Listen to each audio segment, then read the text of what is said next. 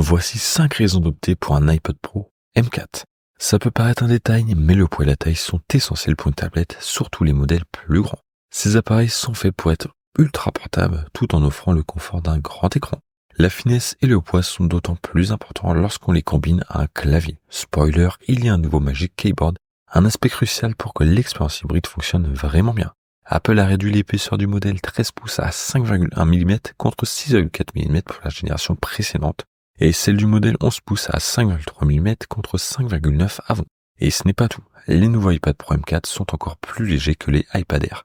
Le modèle 13 pouces M4 ne pèse que 579 grammes contre 617 grammes pour le 13 pouces Air et le modèle 11 pouces est à 444 grammes comparé aux 462 grammes du modèle Air.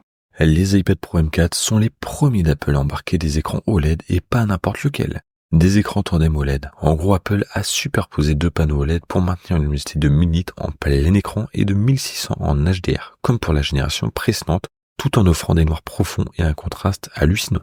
Clairement, on est sur ce qui se fait de mieux en termes d'affichage sur tablette.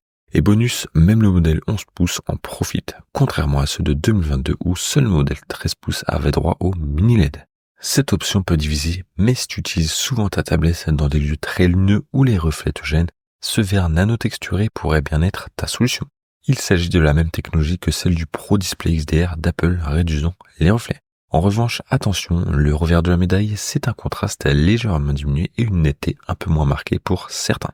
D'ailleurs, si ce téléphone t'intéresse, il coûte dans les 1500 € et je te mettrai un lien affilié en description. Les nouveaux iPad Pro M4 marquent l'arrivée de la prochaine génération de puces Apple Silicon, le M4. Apple annonce une amélioration de 50% des performances par rapport à la génération précédente déjà très puissante. Grâce à cette puce M4, l'iPad Pro peut gérer l'écran tandem OLED sans problème et permet même des jeux avec Ray Tracing optimisé par un système de refroidissement amélioré. Enfin, on arrive au nouveau Magic Keyboard, exclusif aux iPad Pro, qui pourrait bien changer la donne et rapprocher encore l'iPad d'un vrai MacBook. La question, l'iPad est-il prêt à remplacer le MacBook, a longtemps été posée et cette fois, on semble plus proche que jamais d'un oui. Ce nouveau Magic Keyboard inclut une rangée de touches fonctionnelles et un trackpad avec retour haptique, comme sur le MacBook Pro.